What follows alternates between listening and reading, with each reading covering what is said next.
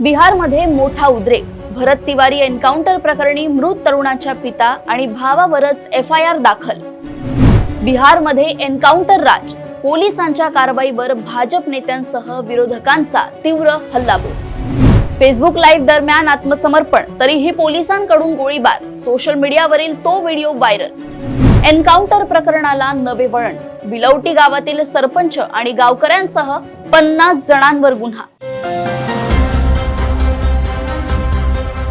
बिहारमधील भोजपुर जिल्ह्यातून एक अत्यंत धक्कादायक आणि खळबळजनक बातमी समोर येत आहे.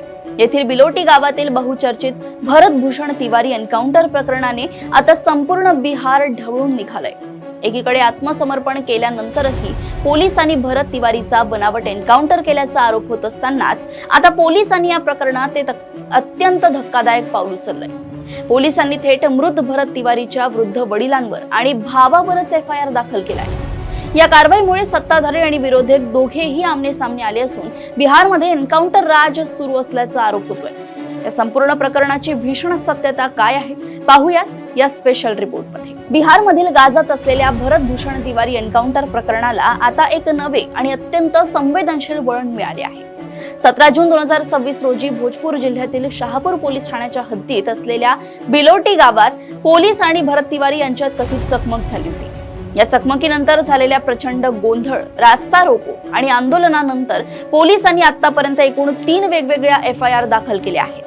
अत्यंत धक्कादायक बाब म्हणजे यातील एका एफआयआर मध्ये पोलिसांनी थेट मृत भरत तिवारीचे वडील काशीनाथ तिवारी, जे स्वतः माजी पोलीस शिपाई आहे, आणि त्यांचा भाऊ चंदन तिवारी यांनाच आरोपी बनवलंय. ही एफआयआर 17 जून रोजीच दाखल करण्यात आली असून ती या प्रकरणात नंतर तडकाफडकी निलंबित करण्यात आलेले शहापूर पोलीस ठाण्याचे तत्कालीन प्रभारी राजेश मालाकार यांनी नोंदवली आहे. याशिवाय एन्काउंटर नंतर मृतदेह हायवेवर ठेवून बक्सर पटना 4 लेन जाम केल्याप्रकरणी 14 नामजद आणि 50हून अधिक अज्ञात गावकऱ्यांवर दुसरी एफआयआर दाखल करण्यात आली. या एन्काउंटरच्या कायदेशीर प्रक्रियेवर आणि पोलिसांच्या हेतूवर आता गंभीर प्रश्नचिन्ह उपस्थित केले जात आहे. मृत भरत तिवारीच्या कुटुंबियांचा आणि गावकऱ्यांचा दावा आहे की भरतने एन्काउंटर पूर्वी स्वतः फेसबुक लाईव्ह करत पोलिसांसमोर आपली पिस्तूल फेकून दिली होती आणि आत्मसमर्पण केले होते. सोशल मीडियावर याचा व्हिडिओ देखील व्हायरल झालाय, ज्यामध्ये भरत शस्त्र खाली टाकताना दिसतोय. भरतच्या आई सुमन देवी यांनी पोलिसांवर थेट हत्येचा आरोप करत पोलीस घरात जबरदस्तीने घुसले आणि शरण आलेल्या मुलाला पाय आणि जांघेत 4 गोळ्या घातल्याचं म्हटलं. भरतच्या आईने पोलिसांविरोधात तक्रार अर्ज दिलाय, मात्र पोलिसांनी त्यावर अद्याप गुन्हा दाखल केला आहे की नाही याबाबत गुप्तता बाळगली आहे.